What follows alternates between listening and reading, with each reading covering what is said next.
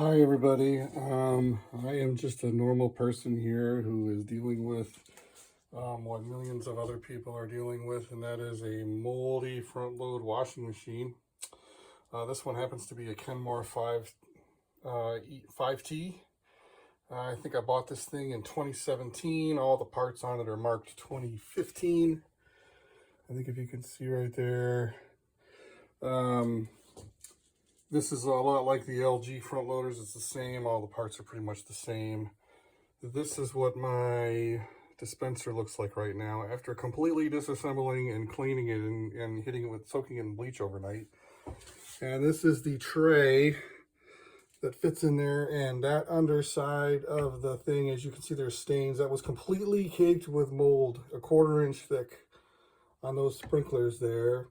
That all had to come out and get scrubbed. I actually had to pull it out of the washing machine.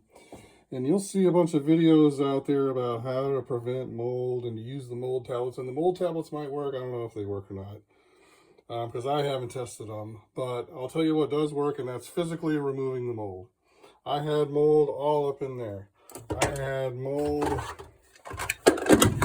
all up in this crack here. This was completely full of mold, this crack right here that I'm showing you. Completely full of mold. This is the vent that I pulled the hose off of that goes to the back there. That was completely full of mold, and I don't even think the little float there was working. All of these pieces had to come out of this tray, dispenser tray, and they do pop out very easily. There's little tabs on the back here that you can see to pop them out. Clean all that.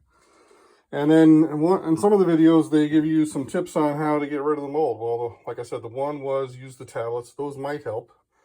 But are you trying to tell me a tablet is going to get in the hose between this stopper here and the back of the washer? There's no tablet stuff going to get in there, and that was completely full of mold. So I say that's BS there. And then when you look at where this dispenser housing, right? The dispenser housing, how it drains into the tub is through this hose right here, which I have removed. This is the hose, and that is the hole. So not only is this hose shaped like this, which this right here, the water is never going to dry out of that. You know, some tips say, oh, leave your dispenser door open and it'll help dry it out. That is way too much water. In a week, you will still have water there and you will have mold. Also, why doing that does no good is because down here, there is a vacuum break here, or a vacuum seal here, a siphon. So this was completely full of mold. I will try to put some pictures up.